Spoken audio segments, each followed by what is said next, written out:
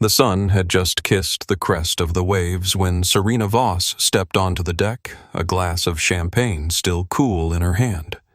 The Atlantic wind carried the scent of salt and something colder, something she would only later recognize as the smell of an ending. Marcus stood behind her, his voice low enough that only the ocean could hear. "You deserve the rest, Serena." That was the last thing she ever heard from her husband before that same hand shoved hard, and the surface of the sea came rushing up at her face like a wall of shattering glass. Serena Voss, the woman who had built an entire empire from nothing but will and borrowed faith, sank beneath the water in her anniversary dress. And that was precisely the moment the real war began, not the war to survive, the war to prove that they had chosen the wrong enemy. 10 years ago, nobody in Charleston knew the name Serena Voss. There was no reason they should have. She didn't come from a family with a legacy, didn't have connections to the Bayside. Golf clubs didn't have a father sitting on a bank board to open doors on her behalf.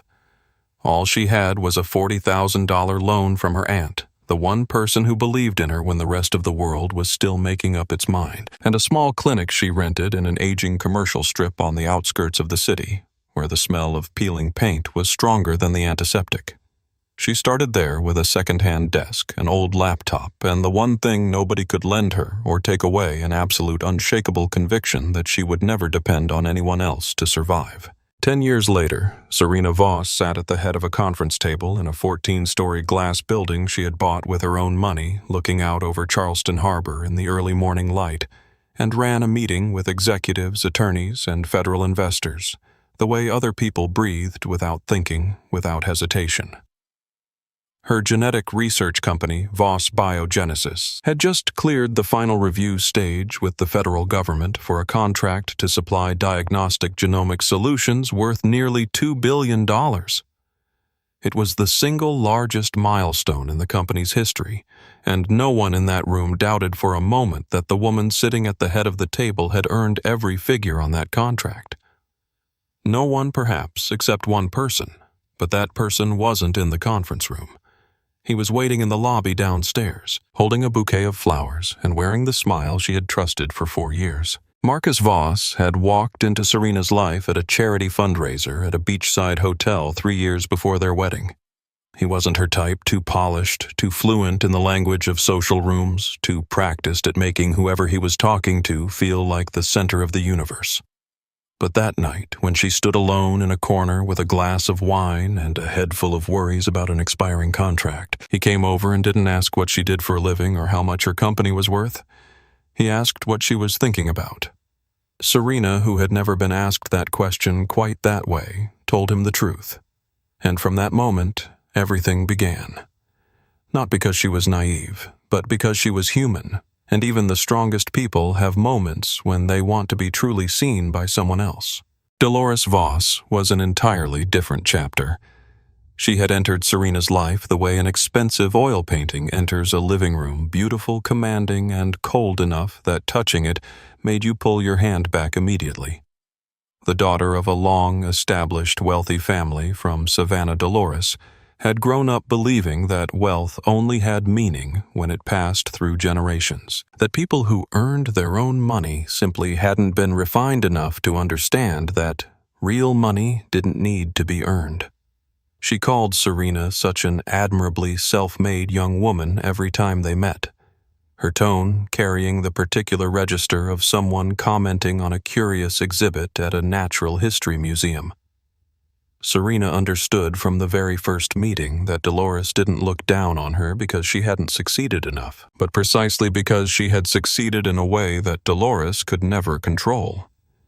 That was the kind of enmity that couldn't be reconciled, and Serena had chosen to live alongside it rather than confront it, because she believed Dolores was simply a peripheral obstacle in a marriage that was at its core sound. That was her second mistake. On the afternoon before the yacht left port, Frank, the company's head of security, a man who had worked alongside Serena since the early days when she couldn't yet afford a proper office, knocked on her door with a thin folder in his hand and the expression of someone who wasn't entirely sure he should be saying what he was about to say. He set the folder on her desk, and pointed to a single line in the system access report. Someone had entered the company's internal financial server at 2 in the morning, 3 days earlier, from an IP address that wasn't on the authorized list. Serena looked at that report for a few seconds. Then she looked out the window where Marcus was standing in the courtyard below, talking on his phone and laughing. She closed the folder and told Frank they would look into it more carefully after the trip, that it was probably a system error, that they would meet about it next week. Frank didn't argue, but he didn't put the folder in the trash either. He took it home with him, and that, though neither of them knew it yet, was the thing that would eventually change everything. The yacht left Charleston Harbor on an early Friday morning before the sun had cleared the horizon and while the sea was still wrapped in a thin silver haze. It was meant to be an anniversary trip, Dolores's idea repackaged by Marcus and presented to Serena as though it were his own. Serena agreed because she read it as the gesture of a man who wanted to hold his family together, who wanted to keep his mother close in the years since his father had passed. She agreed because she believed that small concessions were a fair price to pay for a peaceful marriage. But from the very first hour on that boat, something was off, a frequency slightly wrong, humming beneath the surface of every conversation, every meal, every afternoon on the deck, something Serena could feel but couldn't name. Marcus had changed in recent months, and she knew it even when she didn't want to admit it.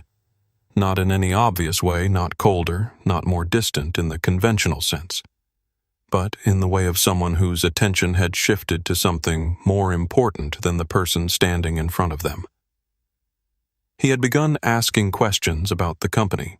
Not the questions of a husband curious about his wife's work, but questions that were oddly technical for a man who claimed to know only the broad strokes of financial consulting. He asked about the shareholding structure, about inheritance provisions in emergency scenarios, about the process for temporary authorization when Serena was unavailable. Each question was wrapped carefully in a layer of convincing concern. "I just want to make sure everything is properly protected if something ever happened to you and Serena," who had spent her career reading contracts rather than reading the people closest to her, let those questions pass through her hands like water. On the yacht, Dolores managed everything with the subtlety of someone who had spent a lifetime perfecting that particular art. She decided the dinner menu. She suggested the daily schedule. She arranged the seating at every meal in a way that consistently placed herself between Serena and Marcus, as though it were simply the habit of an older woman who liked sitting beside her son.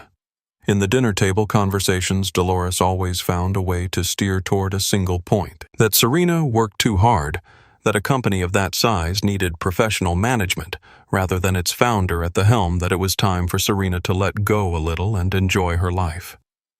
Every sentence sounded like advice. None of it was advice. Serena smiled politely after each one and redirected the conversation, because she had learned long ago that not every battle needed to be won at the dinner table. But inside, she had started counting the number of times Dolores mentioned assets, counting the number of times Marcus glanced at his mother before answering any question Serena asked, counting the number of times she felt like the only person at the table who didn't know something that everyone else already did. On the afternoon of the second day, while Dolores napped in her cabin and Marcus stood outside on the deck with his phone pressed to his ear, Serena sat in the yacht's main saloon and opened her laptop. She hadn't planned to work, she only meant to check her email quickly the way she did reflexively even in the middle of the ocean. But when she opened the company's internal document management system, something made her stop. There was a file in the contracts folder with an edit timestamp from 11 days earlier, the exact day she had been in Washington for a federal meeting that ran from morning until late evening. The file was an addendum to a share transfer agreement moving 8% of her company's stock to an entity called Grayfield Consulting LLC, and beneath the document there was Serena Voss's signature. She stared at that signature for longer than she normally would have. She remembered clearly she had not signed any documents that day because she had been inside a federal conference room from 8 in the morning until 7 at night, and her phone had been left outside the room for security reasons. She closed the laptop, looked out the window. Marcus was still on the deck, his back to her, his phone against his ear. That night, Serena lay in her cabin and couldn't sleep. Not because she knew with certainty what was happening, but precisely because she didn't, and that gap felt larger than any truth she could have named. She thought about Frank and the folder he had placed on her desk before the yacht left port. She thought about Marcus's questions regarding shares and authorization procedures. She thought about the way Dolores had looked at her during dinner, not with the familiar condescension, but with something closer to calculation. The look of someone verifying whether a plan was ready to be executed. Serena had survived dozens of hostile negotiations, dozens of people who wanted to take what she had built. She knew what it felt like when the air in a room shifted toward danger. And for the first time since stepping onto this boat, she understood that the feeling was here on her own anniversary yacht, closing in around her from every direction. She closed her eyes. She didn't sleep.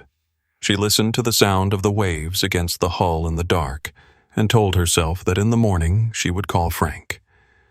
But in the morning, Dolores knocked on her cabin door before the sun had fully risen, her voice warm and gentle in the way that only the most dangerous people can sustain Serena come see the sunrise. It's beautiful. Marcus is already waiting out there. The eastern sky hadn't fully brightened when Serena stepped onto the deck. A pale band of pink stretched along the horizon, reflecting down onto the flat surface of the sea like an enormous mirror. The air was cold and clear, the kind people usually call fresh, but which is really just empty, carrying no scent of earth or trees, only salt and wind and endless open space in every direction. Marcus stood at the railing with his back to her, both hands resting on the white metal bar. Dolores sat on the long chair a few steps away, a coffee cup in her hand. Her eyes turned toward the rising sun with the expression of someone who has finished all their arrangements and is simply waiting for the performance to begin. Serena looked at that scene and felt a small misalignment. Two people positioned at different points, but forming a perfect line with her as though the distances between them had been calculated in advance. But she stepped outside anyway, because that is what you do when you are invited to watch the sunrise on your anniversary. She walked to the railing and stood beside him. He didn't turn to look at her right away. His eyes were still fixed on the water, and in that moment, Serena noticed something he wasn't watching the sunrise. He was staring at a fixed point on the horizon the way someone stares at a target. Then he turned to her. The familiar smile appeared, the one she had once believed belonged only to her. He said something about how beautiful the morning light was, about how they should do this more often, about how life sometimes needed to be paused and appreciated. Serena listened and nodded and looked out at the sea, and because she was looking at the sea, she didn't see his hands move. She only felt it. First his breath closer than before, very close just beside her ear. Then his voice low enough that it couldn't be called a whisper, just a warm current of air carrying words as cold as stone. "You deserve the rest, Serena." And then both hands pushing hard against her back. The world flipped in a fraction of a second. There was no sound, but she couldn't process it because everything happened too fast for her mind to catch up. Then the surface of the ocean hit her like a solid wall, and she sank into cold blue darkness, her dress pulling her down like concrete. The morning light above the water shrinking to a pale blurred streak growing further away. In that moment beneath the sea, her mind did not think about Marcus. It did not think about Dolores, or her assets, or her company, or 4 years of marriage. Her mind thought about only one thing. The one thing the human mind returns to when everything else falls away: up, up, up. She kicked. She pulled with her arms. She cut through the cold water with an instinct no classroom had ever taught her, the instinct of someone who had survived too many things to die because of something like this.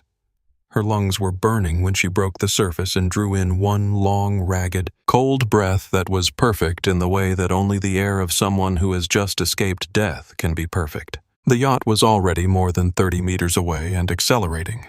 She could see Dolores standing at the railing looking down in her direction, the coffee cup still in her hand, not yet lowered. There was no panic in that posture, Nothing but the calm observation of someone confirming that everything had gone according to plan. Marcus wasn't looking back. He had already turned inside. Serena watched the boat shrink into the morning haze and felt many things at once, pure terror. A betrayal so complete it defied comprehension, the cold of the seawater soaking through every inch of her. But underneath all of that, something else was taking shape. Not anger. Anger was too hot, too uncontrolled. What was forming inside her was colder than the water surrounding her and harder than anything she had ever felt before. It was clarity. She knew exactly who they were. She knew exactly what they had done. And she knew exactly what she was going to do next, if she survived this. Roy was pulling in his nets to the northeast when he spotted something in the water about 200 meters from his boat, something waving. The 60-year-old fisherman had pulled many things up from the sea across 4 decades on the water, but he had never pulled a woman in an anniversary dress off the surface at 6:30 in the morning. He didn't ask many questions.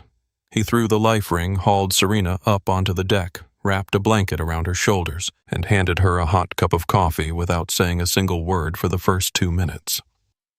Serena sat on the floor of the boat, shaking, holding the cup with both hands, looking in the direction where the yacht had disappeared. Then she raised her head and looked at Roy, and said in a voice so steady it surprised even herself, "I need to borrow your phone." Roy looked at her for a moment, then reached into his jacket pocket and handed it over without another word. That was exactly what Serena needed most in that moment. Not sympathy, not questions, but a person who knew when to be quiet and when to act. She made 3 calls. The first was to Frank, her voice low and precise, with no room for panic. "Frank, they pushed me off the boat. I'm alive. I need you to activate everything right now." There was a brief silence on the other end, the silence of someone processing sudden information, not someone caught off guard. And then Frank said, "Understood. Starting now." The second call was to Nathan, her attorney, someone who had worked with her long enough that she didn't need to explain much. "Freeze everything. Every account connected to Marcus and Dolores. Every shell company. Right now before they reach shore." The third call was to Rachel, and this was the only call where Serena's voice changed just slightly, just enough for Rachel to hear it. "Rach, I'm okay, but I need you." When Roy's boat reached the small dock south of Charleston 40 minutes later, Rachel was already standing there with dry clothes, a backup phone, and a hug tight enough that Serena understood she didn't need to explain anything further. Marcus had called the Coast Guard 25 minutes earlier, reporting that his wife had accidentally fallen overboard while taking photographs. He had cried on the phone, convincingly. Serena heard that information from Rachel and said nothing. She simply took the backup phone, looked at its dark, reflective screen, and saw her own face mirrored back at her cold, wet, but completely clear-eyed. The real war began from this moment. Rachel's apartment was on the 9th floor of a quiet residential building 3 miles from downtown Charleston, the kind of place nobody would think of when they thought of Serena Voss. No private security, no cameras in the hallway, no name on the mailbox. Rachel had kept it since before she and Serena founded the company together, something she called a place to breathe, and Serena had never asked more about. That night, the apartment became a command center. Frank arrived at 9 in the evening with 3 boxes of documents and an encrypted laptop. Nathan came 15 minutes later with copies of the emergency injunctions he had filed with 3 separate judges within 4 hours of Serena's phone call. The 4 of them sat around the small kitchen table, the yellow light falling across papers spread in every direction, and nobody said anything unnecessary. This was not a meeting to process feelings. This was a meeting to prepare for war. Frank opened the first document box and began, not with an introduction, but with a printed GPS trace of the yacht placed flat in the center of the table. The vessel's route was mapped clearly, including an unexplained stop of 12 minutes at coordinates 22 miles southeast of Charleston at exactly 6:28 in the morning. There was no nautical reason for a yacht to stop at those coordinates at that hour. But those were the exact coordinates where Serena had been pushed into the water. Marcus had disabled the cameras on the boat before leaving port. That was what Frank discovered immediately after receiving Serena's call when he remotely accessed the monitoring system he had installed on the yacht 2 years earlier, as part of a comprehensive security package Serena had contracted him to implement. The primary cameras had been shut off, but Marcus hadn't known that Frank had installed an additional independent backup system running on a separate battery hidden in the forward storage compartment. That system had kept running, and it had recorded everything. Nathan laid the legal folder beside the GPS data and pointed to the first page, an emergency asset freeze order approved at 7:15 in the evening by a federal judge. Every bank account connected to Marcus Voss and Dolores Voss, every legal entity where their names appeared in any position of authority or beneficiary. Every pending transaction, all of it frozen completely as of 7:15 that evening, including Grayfield Consulting LLC, the shell company listed as the recipient of the 8% share transfer on the forged contract Serena had found on the yacht. Nathan had traced Grayfield Consulting LLC back to a registered address in Delaware, but its actual banking relationship was held at a private bank branch in Zurich, and the person controlling that account through a third layer of proxy authorization was Dolores Voss. Serena sat and listened to all of this without changing her expression. Outside the window, Charleston was lit up at night the way it always was. Life continued as normal. Only she knew that the map of that life had just been completely redrawn. Frank opened the second box. This was the part where even Nathan, a man who had spent 20 years in financial law, paused and stared at the paper in front of him for a few seconds longer than usual. Over the past 14 months, Marcus had moved a total of $11 million out of accounts connected to Serena through a network of 7 different shell companies. Each transaction split carefully to stay just below the threshold that would trigger automatic reporting requirements. Each company registered in a different state, each layer designed to consume at least 3 months of forensic investigation if anyone began looking. But Frank was not an ordinary person beginning to look. He was the man who had built Serena's financial security infrastructure from the ground up and knew precisely which vulnerabilities could be exploited. He had been tracking these small anomalies for 6 months, logging each transaction, assembling the full picture piece by piece. The folder he brought to the apartment that night had not been compiled in a single day. It was the product of 6 months of patience from a man who had known he was seeing something wrong, but hadn't yet had enough to say so out loud. Frank opened the third box. And this was the moment the air in the room changed. Not because the documents inside were more complex, but because they were simpler, more concrete and darker than anything Serena had braced herself to hear.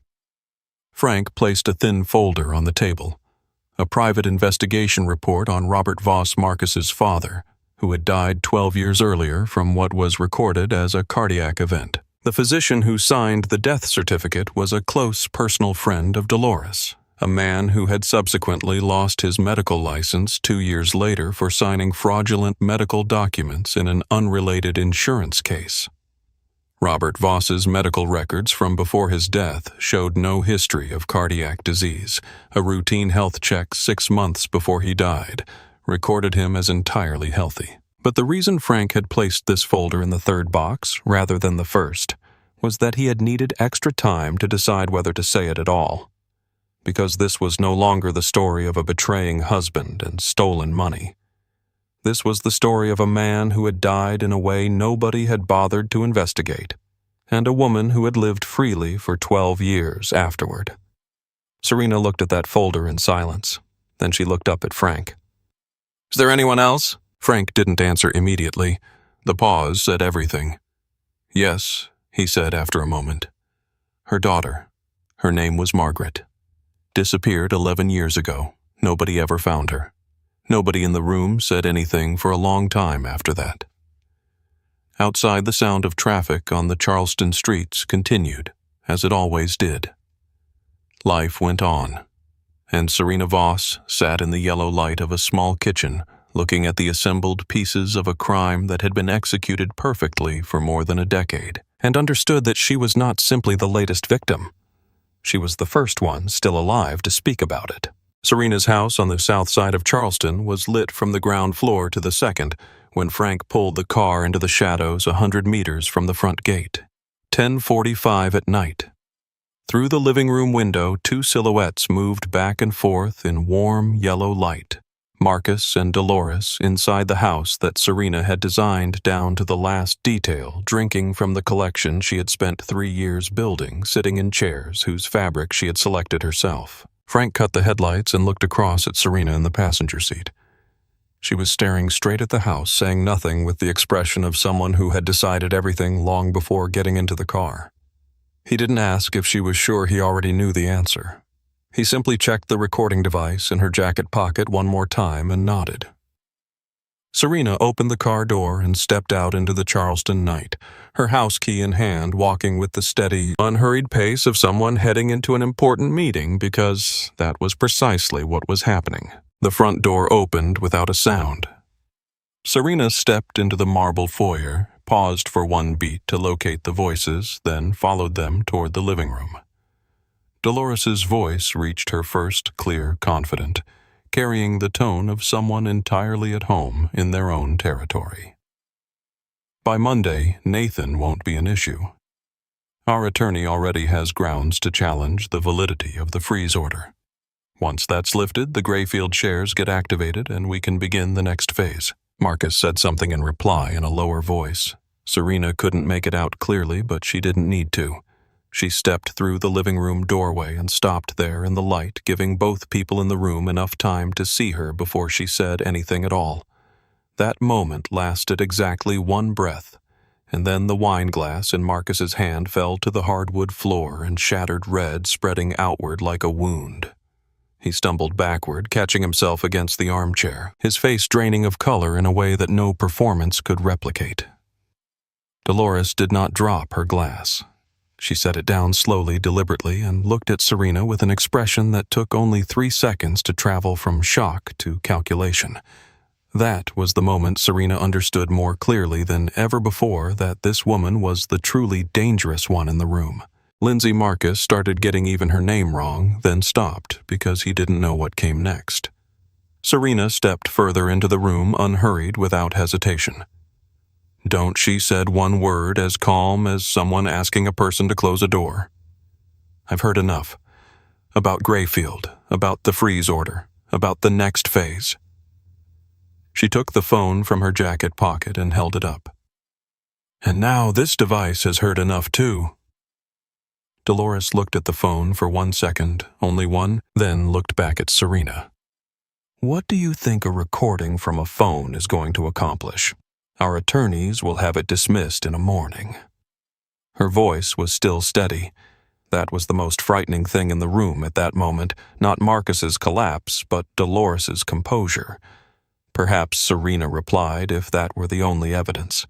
But alongside the yacht's GPS data, $11 million across shell accounts, a share transfer agreement bearing a forged signature, and video footage from the backup camera system on board, capturing everything that happened at 6:28 this morning, I think even your best attorney is going to need more than a morning. That was when Dolores Voss, a woman who had survived decades by never showing that she was losing, showed that she was losing. Not by saying anything, but by having nothing left to say.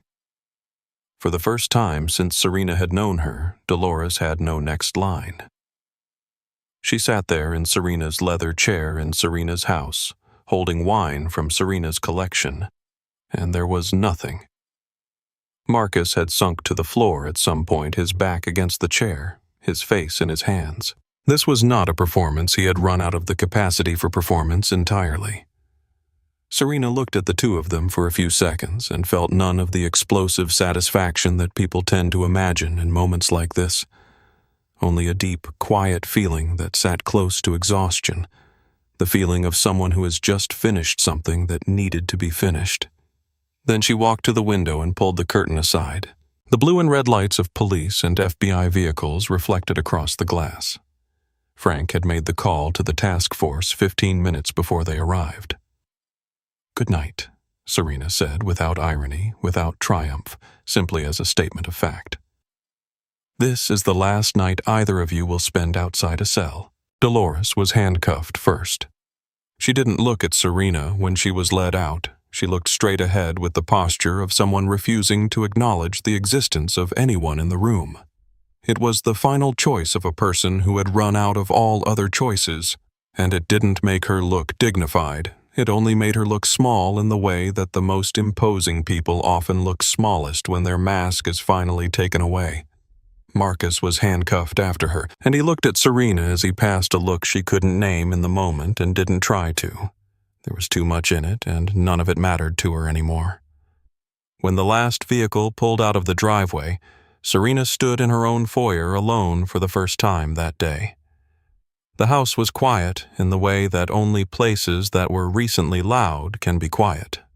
She looked at the broken pieces of Marcus's wine glass still scattered across the hardwood floor, the red stain already absorbed into the wood. She left it there and walked into the kitchen to boil water for coffee because that was the only thing she actually wanted at this moment. Not celebration, not her phone, not the sound of anyone's voice.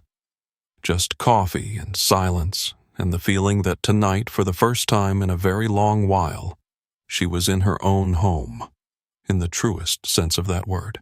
Frank stayed that night. Not because Serena asked him to, she didn't ask for anything, but because he had worked with her long enough to know that the moments after everything ends are sometimes harder than the fight itself. The two of them sat at the kitchen table at 12:41 in the morning, a cup of coffee each, the living room lights off the television. Silent, neither of them looking at a phone. The kitchen light was yellow and still. Outside the window, Charleston was asleep. Serena looked at the grain of the wood on the table and thought she should be feeling something larger than what she was feeling. But what she was feeling was simply tired in the deep and heavy way that sleep doesn't entirely resolve. Frank didn't speak to fill the silence. That was exactly why he was the person Serena trusted most in that room that night, and also why she had hired him on the very first day. The trial began 7 weeks later. Nathan had prepared the prosecution file with the meticulousness of someone who knew this was a case that would be referenced for years. 19 counts, including attempted murder, financial fraud, document forgery, money laundering, and charges connected to the death of Robert Voss. Dolores's attorneys were capable. She had hired 3 of the most capable that money could retain, but the evidence exceeded what any legal team could manage across a trial. The footage from the backup camera on the yacht played in the courtroom to the complete silence of 100 people, none of whom breathed loudly, 30 seconds a clear angle. Morning light sufficient to make out every detail. Dolores sat at the defense table throughout without changing her expression, but her hands resting on the table surface tightened incrementally with each second of the footage, and that was something at least 4 members of the jury saw and didn't forget. Marcus pleaded guilty before the formal trial began.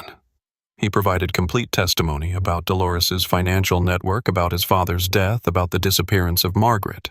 His sister, the one investigators found sufficient evidence to conclude had not survived.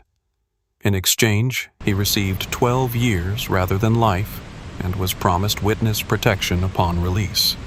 Serena did not contest that arrangement, not because she forgave him, but because she had learned enough across years in business that larger objectives sometimes require smaller concessions, and the larger objective here was ensuring that Dolores never walked out of a cell again.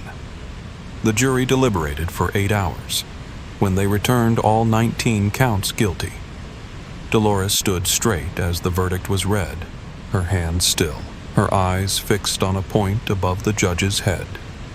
It was the final performance of a person who had spent her entire life performing, and it no longer impressed anyone in that courtroom.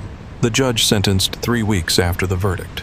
2 consecutive life sentences, no possibility of parole, with additional concurrent sentences for fraud and money laundering. Dolores would die in prison.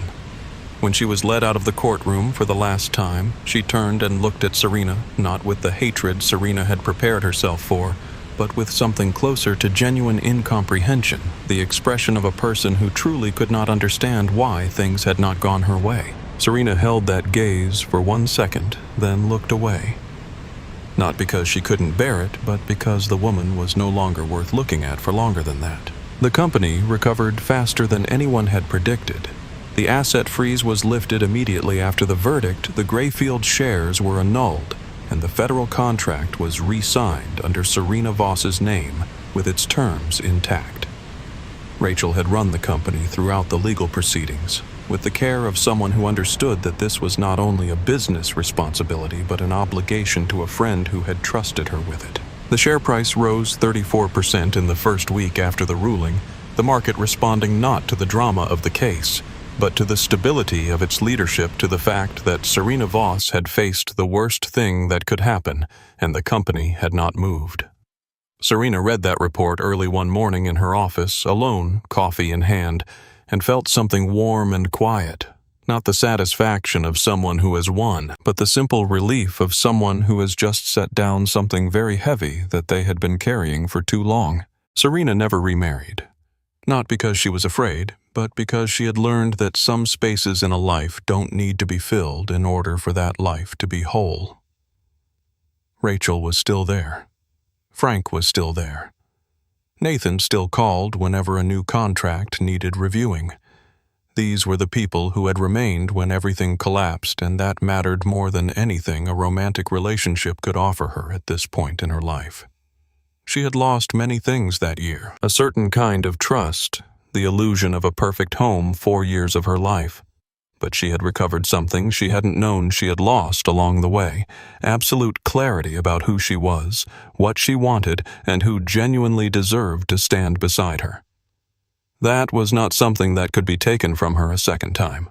6 months after the trial, Serena rented a small wooden boat from the dock on the south side of Charleston and went out alone on an early morning. Not a yacht, no security, no schedule. Just a simple boat, a flat sea, and morning light not yet warm enough to push back the chill of the wind. She cut the engine about 2 miles from shore, dropped the anchor, and sat there in complete silence.